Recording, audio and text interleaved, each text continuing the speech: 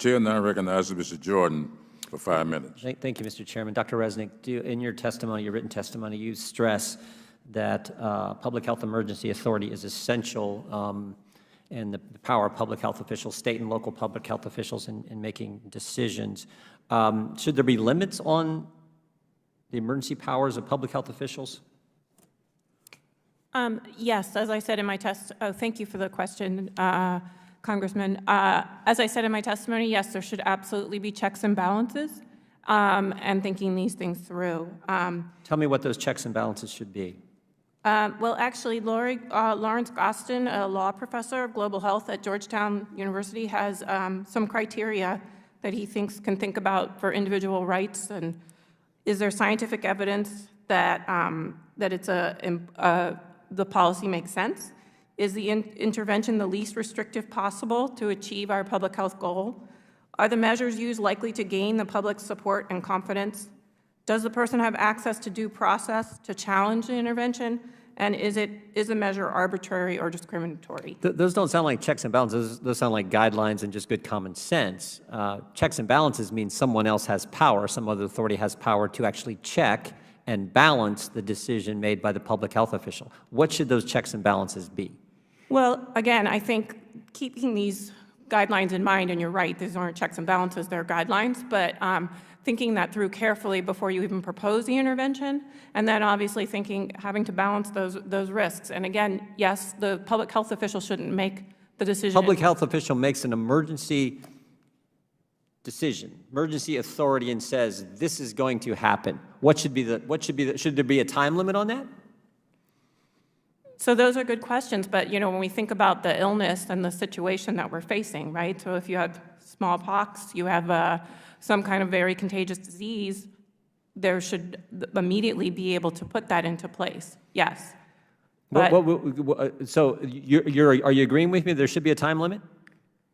No, I think it depends on the circumstances. I don't think there could be one set moment that there's Let's back up a second. Who should be able to check the decision of the public health official? So you have the local boards of health. You have the elected officials. Well, now we're talking. Yeah, it seems to me it should be the elected officials, right? That's how our system works. People who put their names on the ballot should make decisions for the people they represent, not someone who's unelected. So the check should come from the elected body. And I'm asking, what would be, for example, in the state of Ohio, I know what our legislature did. They said the public health order from the governor's office, from the state health director, there should be a time limit on how long that is in effect. Before the legislature, a limited amount of time they can take that decision, but at some point the legislature gets to weigh in and say whether that's appropriate or not. Do you agree with that?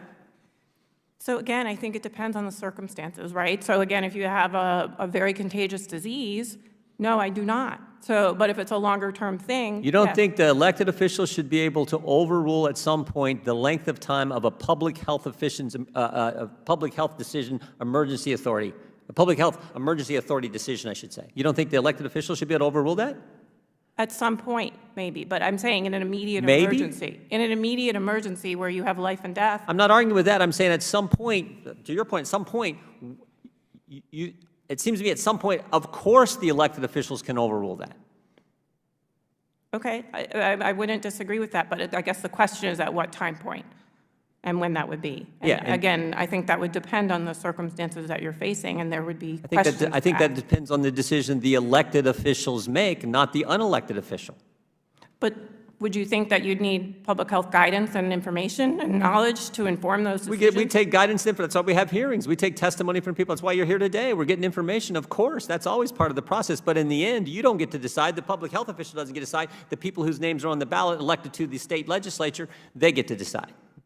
That's how it works in our system. Public health officials ever been wrong? State and local public health officials ever been wrong on orders they do? I don't know for sure. I'm sure there's been cases, yes. How about the recent one in New York? The state and local public health officials who said we should put COVID-positive patients back into nursing homes. Seems like that was probably wrong. Been nice maybe if the legislature got to weigh in on that and change that decision. People's lives might have been saved. We got all kinds of examples where that's wrong. Of course, we need the check and balance of the elected officials to make these decisions. You agree? I also think there's emergency situations where they would have to act in immediacy. No one disagrees with that. That's why the legislature gave them more emergency authority for a limited amount of time. But at some point, the elected officials get to weigh in. I see I'm out of time. I yield back.